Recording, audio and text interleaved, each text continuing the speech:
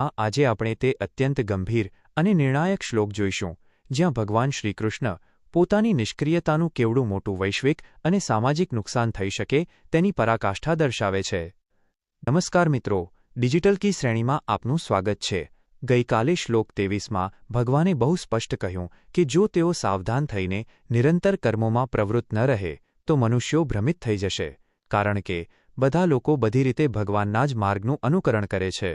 આજે આપણે જોઈશું અધ્યાય 3 શ્લોક 24, જેમાં ભગવાન શ્રીકૃષ્ણ પોતાની અકર્મણ્યતાનું હજી વધુ ભયાનક પરિણામ બતાવે છે કે જો તેઓ કર્મ ન કરે તો આખી સૃષ્ટિમાં કેવી અરાજકતા ફેલાઈ જાય અને કેવી રીતે પ્રજાનો નાશ થાય। 1. સંપૂર્ણ સંસ્કૃત શ્લોક। ઉત્સીદે યુરિમે લોકા ન કુર્યા કર્મચેદહમ શંકરસ્ય ચ કર્તા સ્યામુપહન્યામિમાહ પ્રજાહ 24। 2. સરળ ગુજરાતી અર્થ। શ્રી ભગવાન બોલ્યા, જો હું કર્મ ન કરું તો આ બધા લોકો, સમગ્ર બ્રહ્માંડ અને લોક પરંપરાઓ નષ્ટભ્રષ્ટ થઈ જાય અને હું સંકરતા, ભ્રષ્ટતા અને અરાજકતા પેદા કરનારો બનું, તેમજ આ સમસ્ત પ્રજાનો નાશ કરનારો, હત્યારો બનું। 3 અને 4 પ્રશ્નો અને તેના ઉત્તરો। 1. જો ભગવાન કર્મ ન કરે તો લોક કે સંસારની શું સ્થિતિ થાય? જવાબ: ઉત્સીદેયુઃ ઇમે લોકાઃ, આ બધા લોકો અને સૃષ્ટિ નષ્ટભ્રષ્ટ થઈ જાય। 2. ભગવાન કર્મ ન કરવાથી શેના કરતા બને? જવાબ: શંકરસ્ય ચ કર્તા સ્યામ, વ્યવસ્થામાં સંકરતા, અરાજકતા અને મૂંઝવણ ઊભી કરનારા બને। 3. ઉપહન્યામ શબ્દનો અર્થ શું થાય? જવાબ: હનન કરવું, નાશ કરવો અથવા નુકસાન પહોંચાડવું। 4. ભગવાન જો શિથિલ થાય તો કોનો નાશ થાય? જવાબ: ઇમાહ પ્રજાહ, આ સમસ્ત માનવજાત અને પ્રજાનો। 5. અહીં સંકરતાનો વ્યાવહારિક અર્થ શું છે? જવાબ: કર્તવ્યો અને નૈતિક મૂલ્યોનું મિશ્રણ થઈ જવું, જ્યાં કોઈને ખબર ન હોય કે સાચો રસ્તો કયો છે। 6. આ શ્લોક આપણને ઈશ્વર વિશે શું નવું શીખવે છે? જવાબ: કે ઈશ્વર માત્ર સૃષ્ટિના સર્જનહાર નથી, પણ પોતાની સતત ક્રિયાશીલતા દ્વારા તેના પાલનહાર પણ છે। 7. જો લીડર કે વડીલ પોતાના નિયમો તોડે તો સંસ્થા કે પરિવારમાં શું થાય? જવાબ: ત્યાં શિસ્ત તૂટી જાય છે અને અરાજકતા, કન્ફ્યુઝન વ્યાપી જાય છે। 8. ચેદહમ એટલે શું? જવાબ: ચ વત્તા ઇત વત્તા અહમ, એટલે કે જો હું કર્મ ન કરું તો। 9. આ શ્લોક અર્જુનની કઈ દ્વિધા પર પ્રહાર કરે છે?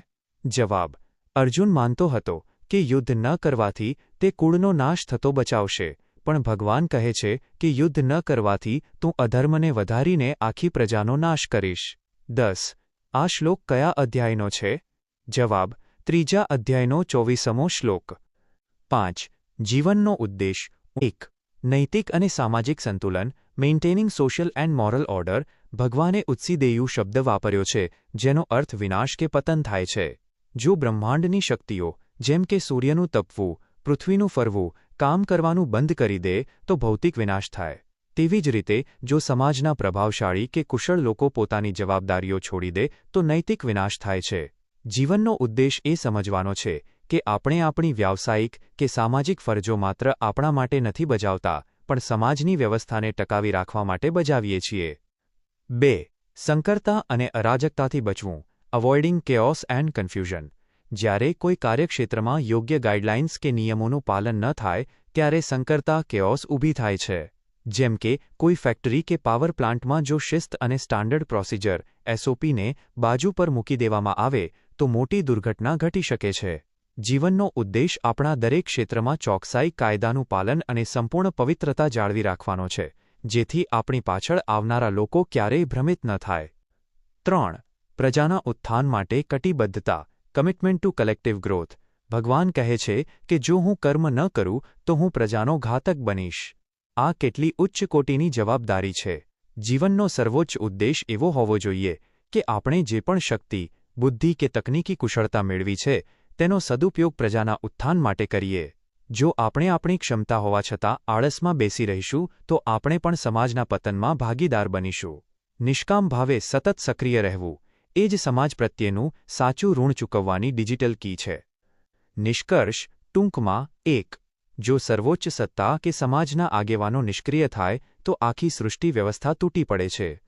2. પોતાના નૈતિક કર્તવ્યોથી વિમુખ થવું એ સમાજમાં અરાજકતા અને મૂંઝવણ ઊભી કરવાનું કારણ બને છે. 3.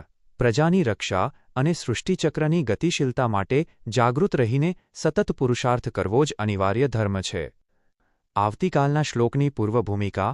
આવતીકાલે આપણે જોઈશું અધ્યાય 3, શ્લોક 25, જ્યાં ભગવાન એક અદ્ભુત સરખામણી કરશે કે અજ્ઞાની માણસ જેવી લગન અને આસક્તિથી પોતાના સ્વાર્થ માટે કામ કરે છે, એક જ્ઞાની પુરુષે પણ એટલી જ લગનથી પણ સંપૂર્ણ અનાસક્ત થઈને સમાજના કલ્યાણ, લોકસંગ્રહ માટે કામ કરવું જોઈએ. કર્મની આ અનોખી સરખામણી સમજવા માટે ડિજિટલ કી સાથે જોડાયેલા રહો. આવતીકાલે ફરી મળીશું રાત્રે 8 વાગ્યે. જય શ્રી કૃષ્ણ.